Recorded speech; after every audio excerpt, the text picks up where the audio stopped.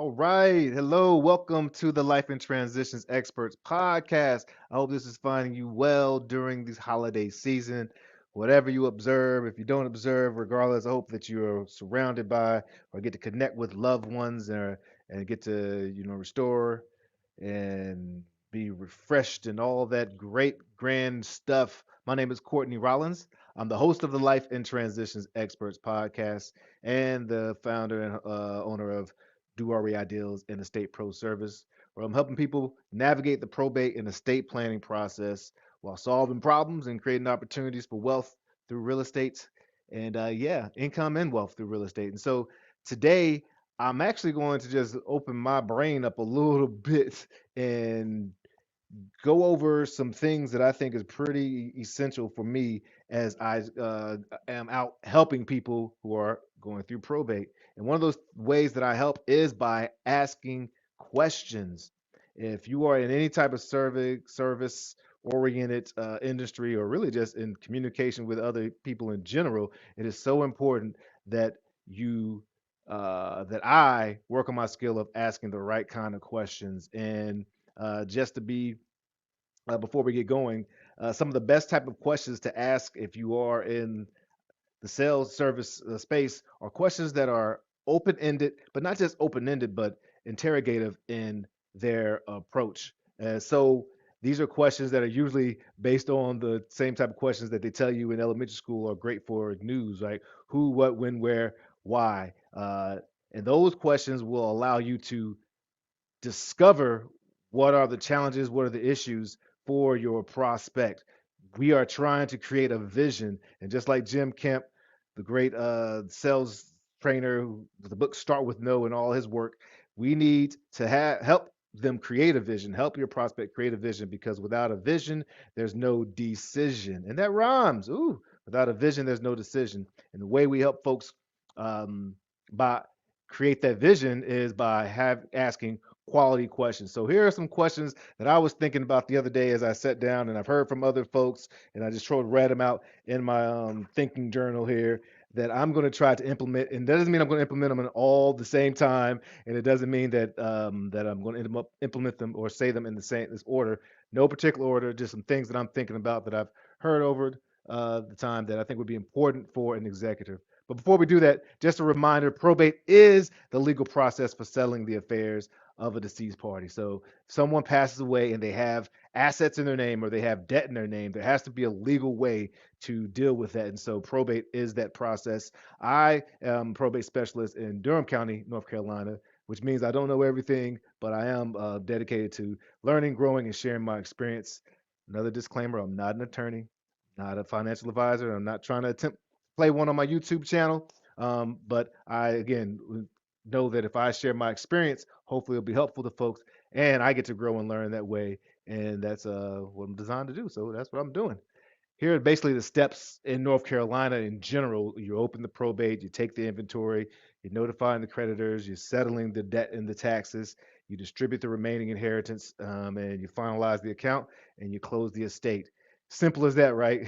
Well, it's not always that simple. Probate's long, probate's public, and probate can be very expensive. So there's a lot of reasons why you need support, and not just in the legal realm, but with the non-legal side of probate. But all right, so if you're a practitioner or if you're a personal representative, here's some questions that you may hear from me or from someone who may be able to want to help you. So, what are some of the biggest challenges you're facing, right? And how is the property impacting the probate process? What are your plans for the property? How have you adjusted insurance to make sure you have proper coverage? How are you planning to avoid the probate process for you and your family in the future? I love that last question. And these are questions, again, designed to really jar up, help them think about what is really going on, what their next steps are. And these, again, you notice they're not yes or no questions. They're not, are you facing any challenges? They're not, is the property impacting the probate? Is there property in the probate or the estate? They're really designed to allow you to listen and to dig deeper. Some more are, what steps have you taken to assure you don't have squatters in the property? And those last two, particularly that one and the one about insurance, are really, I'm assuming, and assumptive. because there sometimes can be when you reach out to someone, they may say I have everything covered, but quite often two places or spaces that people don't aren't aware of when there's property involved is when the status of the property changes, then you quite often need to make sure insurance is adjusted, and you also need to make sure that you protect against squatters by having the proper signage. Shout out to Chad Corbett in the Probate Mastery course and their community for helping um, share that with the community so they can share it with personal representatives. And it's a great way to offer some services and to keep the conversation going. Let's see. How can I best serve you? Open-ended question. What does support look like during the process? Again, instead of me saying, "Hey, I can do all this, I can do this for you, I can do this for you, I can do this for you," no, we need to be a part of their experience, paint their picture. Don't Well, they say spill all your candy in the lobby. Like who was that? David Sandler. I think he says that quite often in his training when he was alive and around. And when would you like to be finished with the probate? Uh, Now we know that sometimes, especially probate, is dictated by certain timelines, but it's still good to help you start giving them that future pacing to help them think about, okay, ideally, what would I like to happen? So that hopefully you can be a part of their world. What's up? Good morning, Maurice. I know that has to be my beautiful mama. What's going on, mom? I'm trying not to rush through this, but I got some of that delicious uh, leftovers at the house that I can, I can almost smell. So, but this is important. So let me rock and roll. How soon would you like funds for the air? So that helps you really understand where they are in the process.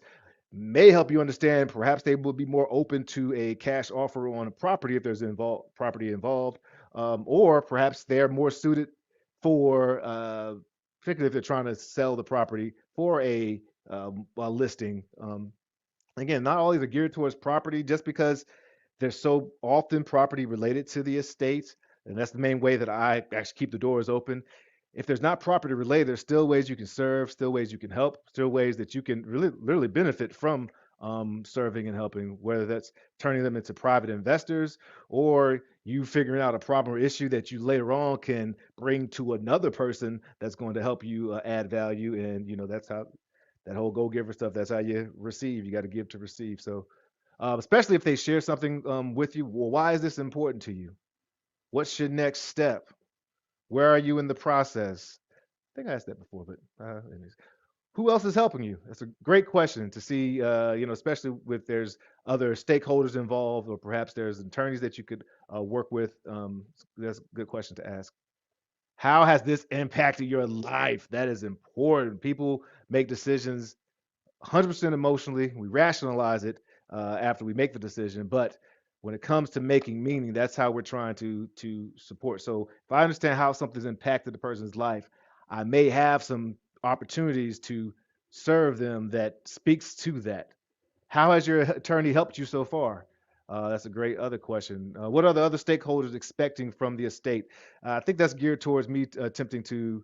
Oh, what's up, Jeremy? Yeah, 2024, we rocking, man. Yeah, but that last question is geared towards figuring out if there's other decision makers in the process that you may need to be able to speak to. What are you using to make sure you know what to expect next? That's a little clunky. I need to reword that. And please, again, I was going to ask at the end, but if you have any suggestions, Courtney at estateproservice.com.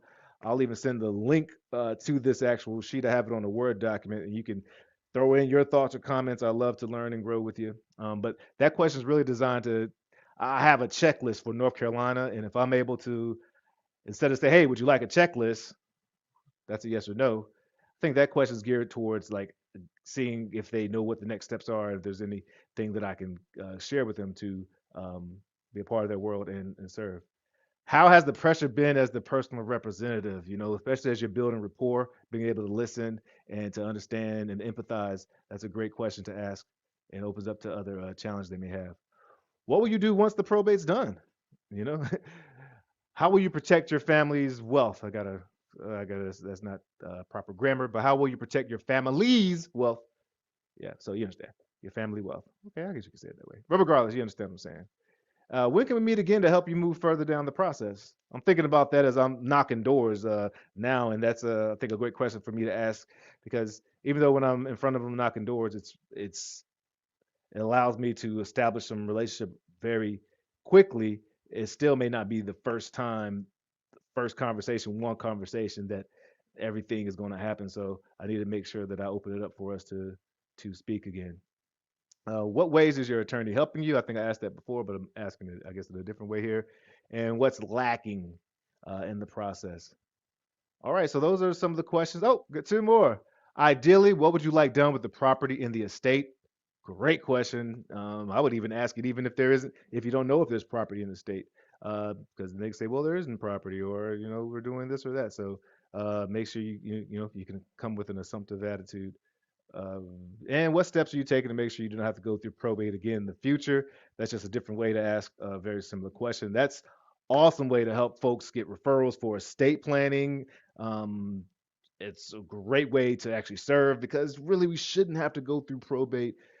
Having a trust or other legal instruments is not just designed for people we may assume are extremely wealthy. There are different instruments you can use besides trust, but trust are very awesome tools that anyone could use, and it's a way for you to again serve and provide referrals for other folks in the industry as well.